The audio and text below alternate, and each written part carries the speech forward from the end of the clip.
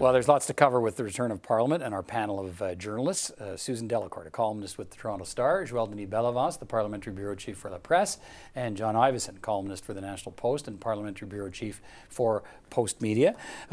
Susan, just hearing from Patty Hajdu talking about the government's measures to deal with the coronavirus, the latest strain, and the numbers of Canadians now identified, one carrier for sure, one confirmed case, and at least one other supposed case, and a bunch of other people being tested.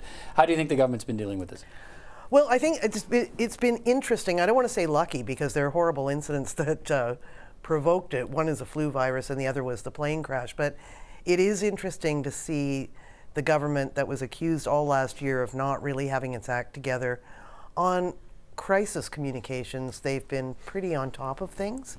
They're coming out all the time. They've got, it's now almost common to see a minister with a public servant, which you didn't see so much of, I think, in past years. So I think, just in terms of keeping people informed and keeping the opposition informed, I take it, it's been, the year is off to an interesting, I don't want to say, I guess a good start for them. Well, and these are often cases, right, where governments that can be under fire for all kinds of reasons really get tested if there's an international crisis like the Ukraine, the crash of the Ukraine plane in Iran, Joël-Denis, or a coronavirus outbreak, and they get a chance to, I'm not saying that's what this is. It's not about changing the channel, but the channel's been changed for them, and how do they deal with it? Yeah, I think they've, like Susan just said, they've been handling this, the Iranian airplane disaster, but also the coronavirus crisis, if I may say, very well, I would say, because in terms of communications, they've been communicating very well. And as for the virus, I think the main goal of the government is to avoid a panic. And that's, sometimes information gets out of hand, can be amplified, the crisis may be overplayed, and the role of this minister, I think Patty Hajdu has been too, just we have this under control. Please do not panic. We will let you know if the circumstances changes, and we've seen that. Yeah, and it's often in a bit of a challenge. The Conservatives, I think, are asking for the speedy recall of the Health Committee to deal with this issue, and asking for increased screening measures. And what's the Health Committee going to do if the thing explodes? I mean, I think it's early days yet, but I remember the SARS crisis, which I was at Queen's Park at the time, and it came from nowhere, and the provincial government in particular was really ill prepared. We've come a long way from then, and I think this government is doing quite well keeping a lid on things right now. If you're going to be anywhere in the world, I think Canada's a good place to be if there's a pandemic, because we have the resources for disease control. The vaccines are being worked on. I think the Disease Control Centre in Winnipeg. And if this thing does not go, I hate to say we use the word viral, but I mean, if it continues at this continued level, the government seems to have it under control. The other interesting thing about this is that both of these cases have taken politics and some fraught relationships out of Canada didn't have good relationships with Iran, and has been forced to have some kind of relationship, in fact build one through that crisis. And now we've got China, which is, in all kinds of ways a problematic country for Canada right now too, but the two countries have to deal with each other on a non-political, non-diplomatically tense basis. And I guess it shows you what they can do when they want to do. Let me ask about the NAFTA process this week. It'll kick into high gear. The government's trying to get it ratified on a speedier timetable, Joël-Denis. It seems to me from my reading that at the end of the day, I'm not sure how long the debate and process will take. The Conservatives will back this because they want a free trade deal. They want to end the uncertainty.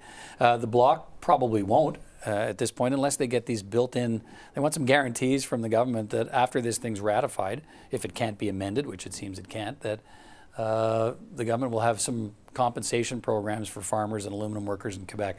Can he get that? Can Yves-François Blanchet get that? I don't think so. Why? Because the Quebec government is in favor of this deal, despite the sort of failings that I've described about the aluminum industry. So I think this deal is, going to be pushed through the House of Commons from the government. And from the government's perspective, they had the support of all the provinces, all the big cities. Conservative premiers. Conservative premiers, business people, unions. So there's almost a large, if not unanimity, there's a large consensus that this should be adopted as soon as possible. So the opposition parties may try to score some political gains, but at the end of the day, the Trudeau government has the upper hand on this file. And this is the first, I guess, example we're going to get, John, of the dance partner scenario, right, in a minority government. Right. Like, so the Bloc doesn't vote for it. Too bad, so sad. The Conservatives are going to support it. Yeah. The NDP may or may not. So I mean, I think the NDP would be the biggest doubt, given Legault is in favour of it. But I mean, I remember back to the minority government under Harper, and everybody said, well, Harper will never find a dance partner. He found a dance partner on every issue. It wasn't always the same one, but I think that's what we're going to see. And I think this may be one of the only times that dance partner is the Conservative Party. You know, and the other measures we're going to see coming through, from gun control, for example. There may be another few. The cell phone bill cut, which is a pretty. If this is a government that doesn't have a lot of money to spend, it's got $57 billion worth of campaign commitments that it made over 4 years. Not a lot of money to lavish on those promises, particularly given the fact that the debt to GDP ratio this year is going to go up. They always promised it was going to go down. So they're looking for things that are not going to be particularly expensive. And the commitment to reduce cell phone bills is one of the types of things that they could bring forward and probably get support from all parties on. I would just point out, though, that Harper's had a conversion rate of bills getting passed of about 78% in a majority parliament. When he was in minority, it was 48% and 44%. So I think the productivity of this parliament is going to be just about half speed. Susan, what do you think? It's going to be, I think, I regard the NAFTA bill, or NAFTA 2.0, whatever we're calling it, as a tone check.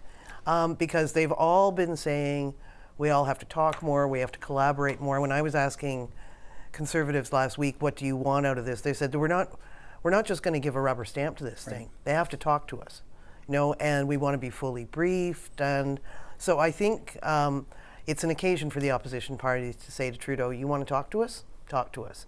And, you know, eventually I think it will get passed too. Yeah, is there any doubt at the end of the day Conservatives No, will it was support interesting to this? see Freeland in the House today reading the letter from Legault to Blanchette. Right. And, in other words, our friend is him, right? And, and everybody knows how closely intertwined the Bloc and the CAQ are in Quebec. And if François Legault likes it, Yves-François Blanchette should like it too, should right? like it too. So it's a way to put a wedge between the Bloc Québécois and François Legault. And on this file, I think Monsieur Legault came out very strongly in favor of this deal, even before Christmas. So Monsieur Blanchette knows where the Premier stands for a few weeks. Let's talk about the Conservative leadership race now. We got a little more clarity today of who's in. Aaron O'Toole's in, Peter MacKay on the weekend. John, let me start with you on this. And people talk about the possibility of a MacKay coronation. Does it feel that way?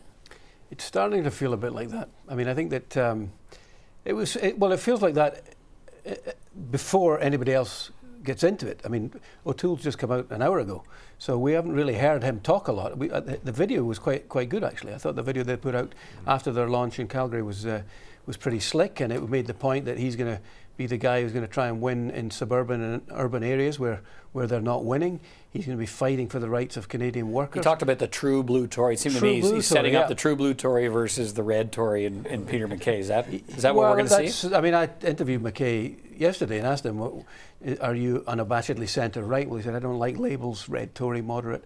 But certainly that's the tone of his campaign. He made comments about same-sex marriage, which he voted against in 2005, but then voted not to reopen in 2006. And he says, I've evolved since then. Why do we want the government prying into the most intimate parts of our lives if we say we want smaller government? So that's kind of the way it's being set up right now. There may be other entrants, though. I mean, Candice Bergen is talking about taking a run as a woman from the West. Clearly, though, and I think we're probably going to get onto that, the language issue is going to be a major issue. Well, I'm going to come to that as well with Peter MacKay. But so when you look at, let's assume for the moment we have O'Toole and MacKay. I thought it was kind of interesting, Susan, in Aaron O'Toole's video today, he talked about being the true blue Tory who's going to hold fast to conservative ideals and take on the leftists and so on. I mean, it seemed a bit of a curious message to me because it sounds like he's going after the people who are already in the party. How do you grow is it a message of growth? Yeah, this has been much observed, but there are two different contests here, and the winner has to win the Conservatives and the base, and then Canada. And it seems like Peter MacKay's campaign is more about the one that is going to be fought in the election. Shooting for Prime Minister as opposed to and Aaron O'Toole's is talking to the base right now too, which would be a bit more powerful message, since I'm glad we're covering people who are actually running this week rather than not running. Just getting, it was starting to be a little bit of a pattern last week. So it's nice to see people actually in the race.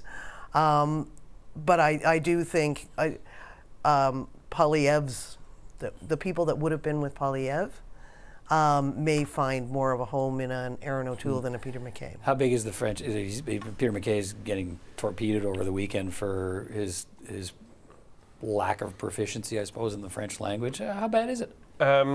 His French or the reaction? Well, the reaction, we know the reaction was bad, but you're a francophone. How bad is French? I've spoken to Mr. MacKay last Friday, off the record conversation, but it was all in French, and I wanted to measure the quality of his French, and I can say that it's fine.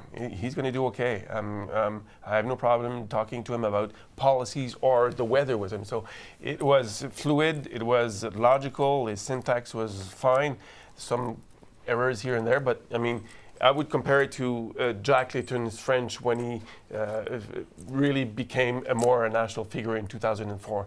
And I think there is progress to be made, but there's no problem with Mr. MacKay. And by the way, he's got time to perfect his French. And he got one more support today from a Quebec MP, despite the harsh reaction from some newspapers in Quebec, saying good luck, mister, in English, in the headline in a French newspaper. The MP is Bernard Généreux. He supports him, says he's close to his ideas, and he's confident that. Does that raise a question, though, John? I think you and I touched on it a little earlier before we got on the air. For a guy who's been around federal politics for that long, why isn't his French better? Right. I mean, I think that he said to me that, I've been in a unilingual English organisation for 4 years in the private sector. I need to get back to where I was in 2015. And I said, you weren't that great in 2015. But he came in, his entry music on Saturday, his launch was Born to Run, and he's basically been born to run. And he must have known this day was coming for nigh on 20 years, and it just surprises me that he was. I mean, I remember he went to language school in 2006-07. But to his defense, the speech that was written in French for him was complicated. Even I would have problems reciting what he had to say, reading a teleprompter. So, I'll give him a second chance to prove himself on this front, because the way the phrases were written, it was like reading Molière. But I just got to remind JD, who asked Belinda Stronach the question in 2005, I believe, about her ambitions for the Liberal leadership, and he asked her in French. In French, and she looked like a deer in the headlights and said, "Could you repeat the question in English?" Which he proceeded not to do, and he walked away, which was very rude. And well, we're giving. But her hopes were dashed right there and then. Yeah, he can walk away now because we're out of time. See my power. But if that happened to MacKay, then he's going to be in trouble too. À la prochaine, mes amis. Take care. See you later.